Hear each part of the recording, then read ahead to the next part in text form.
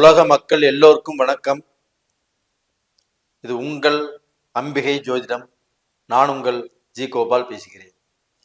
இன்னைக்கு நான் பேசக்கூடிய தலைப்பு மாத பலன்கள். மாத பலன்கள் வரிசையில் பிப்ரவரி மாத பலன்கள் மேன ராசிக்காரங்களுக்கு எப்படி இருக்கும், இதை பத்தி தான் இப்ப நாம் பார்க்க போறோம். மீன ராசிக்கு இந்த மாத கிரக அடைவுகள் எப்படி இருக்குது அதை பார்த்துடலாம். அப்போ உங்களுடைய ராசியிலேயே முதல் ராகு மீனத்துல, மேசத்தில் குரு, கன்னியில் கேது பகவான், தனுசுல பாத்தீங்கன்னா புதன், சுக்கிரன், செவ்வாய், அது போக கும்பத்துல சனி பகவான், மகரத்துல ஜனவரி மாதம் 15ஆம் தேதி சூரிய பகவான் பெயர்ச்சி செய்யறாங்க. அப்ப அந்த நாள் மகர சங்கராத்திரி, தமிழர் திருநாள். உங்க எல்லாத்துக்குமே தமிழ் திருநாள் பொங்கல் வாழ்த்துக்கள். அப்ப இந்த கிரக அடைவுகள் ஆகப்பட்டது மீன ராசிக்காரங்களுக்கு எப்படி இருக்கும்? அப்ப இந்த தனுசு ராசியில் இருக்கக்கூடிய அந்த கிரகங்கள் ஆகப்பட்டது ஃபர்ஸ்ட் புதன் பகவான் ஆகப்பட்டது பெயர்ச்சியை மகரத்துக்கு வந்துடுறாங்க. 2வது 6ஆம் தேதி பிப்ரவரி 6ஆம் தேதி செவ்வாய் பகவான் பெயர்ச்சியாகி மகரத்துக்கு அங்கே உச்ச பலம் அடைகிறார். சுக்கர பகவான் ஆகப்பட்டது 12ஆம் தேதி பயிற்சியாகி உச்சம் பெற்ற செவ்வாயோடு இணைகிறார் மகரத்துல. இது எல்லாமே மீனத்துக்கு 11ஆம் இடம். அப்ப மீன ராசிக்காரங்களுக்கு எப்படி இருக்கும்? அப்ப டோட்டலா பாத்தீங்கன்னா ஒருத்தருக்கு எப்பவுமே 2ஆம் இடத்து அதிபதியும் 11ஆம் இடத்து அதிபதியும் ஸ்ட்ராங்கா இருக்கும். இப்ப உங்களுக்கு 2ஆம் இடத்து அதிபதி யாரு? செவ்வாய் பகவான். 11ஆம் இடத்து அதிபதி யாரு? சனி பகவான். இப்ப இவங்க 2 பேருமே உங்களுக்கு ஸ்ட்ராங்கா இருக்கிறாங்க. அப்ப இவங்க 2 பேருமே ஸ்ட்ராங்கா இருக்கிறதுனால மேன ராசிக்காரங்களாகப்பட்டது எந்த விதத்திலையும் எதற்கும் பயப்பட தேவையில்லை. உங்களால சம்பாதிக்க முடியும், சாதிக்க முடியும். கீழே விழுந்தவங்க எந்திரிச்சு உங்களை நீங்கள் உருவாக்கி கொள்ள முடியும்.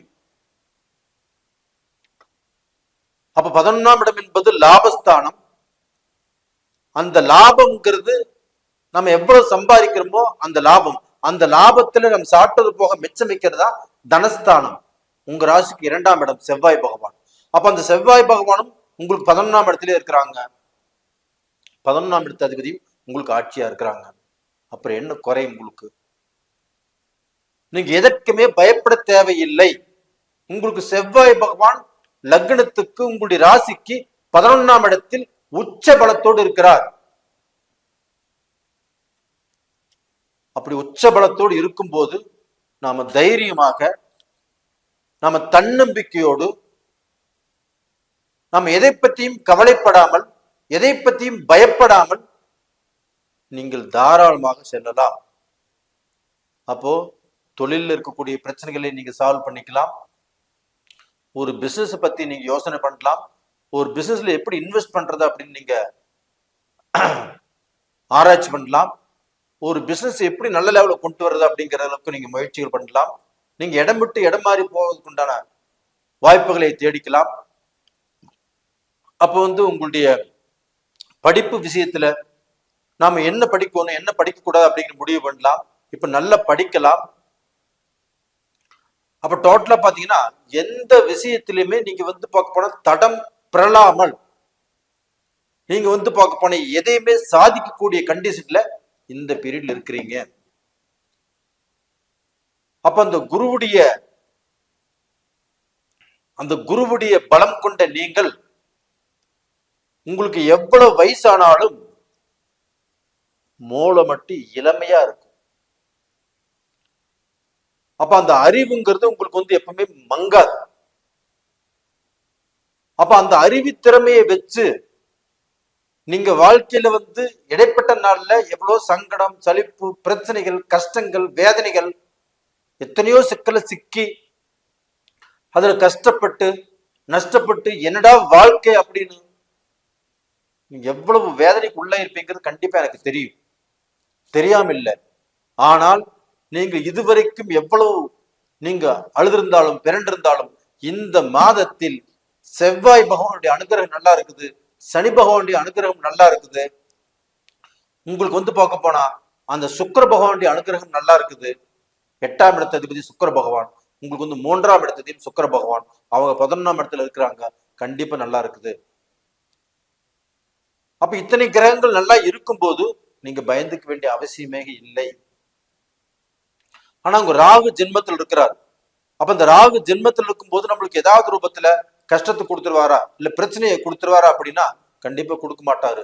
ஏன்னா அந்த குரு பகவானுடைய வீட்டை குரு பகவான் 9ஆம் பார்வையாக பாக்குறாங்க.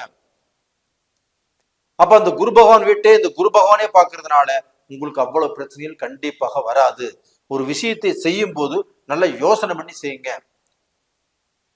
நல்லா கூர்ந்து கவனிச்சு செய்யுங்க. அடுத்தவங்க சொல்றாங்க, அடுத்தவங்க மோட்டிவேட் பண்றாங்க சொல்லி நீங்க இறங்கிட வேண்டாம். நீங்க நல்லா யோசனை பண்ணி நீங்க தாராளமாக நீங்க செய்யலாம். நேயர்களே, மீனராசிக்காரங்களே, நீங்க பார்க்க போனா கல்வியில சிறந்தவங்க, ஒரு பிசினஸ் மேனா இருக்கிறீங்க, ஒரு பெரிய லெவல்ல எங்கே நல்லா படிச்சு பெரிய உத்தியோகத்தில் இருக்கிறீங்க, உங்களை பத்தி நினைச்சு பாருங்க. நீங்க எதுக்கும் சலித்தவர்கள் அல்ல. நீங்க பார்க்க போனா எப்படி இருந்தாலும் உங்களால வாழ்ந்து காட்ட முடியும். அந்த சூழ்நிலை வந்தாச்சு, தைரியமாக இருங்க. நீங்க பிறந்த நட்சத்திரமாகப்பட்டது புரட்டாதி நட்சத்திரம், உத்திரட்டாதி நட்சத்திரம், ரேவதி நட்சத்திரம். புரட்டாதி நட்சத்திரத்துல பிறந்தவங்க குரு பகவானி நட்சத்திரம்.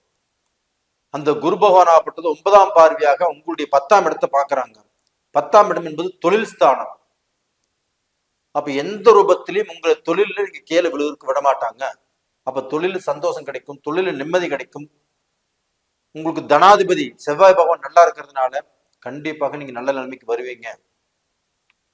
அதுக்கு அடுத்தது உத்திராட்டாதி நட்சத்திரம் சனி பகவானுடைய நட்சத்திரம். அந்த சனி பகவானுடைய நட்சத்திரம் ஆகப்பட்டது உங்க ராசிக்கு 12ஆம் இடத்துல இருக்கிறாங்க.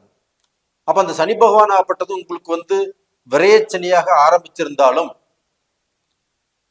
அதே சனி பகவான் ஆகப்பட்டது ஒரு சிலருக்கு ஆகப்பட்டது நல்லதை செய்யாது, நல்லதை செய்யும்.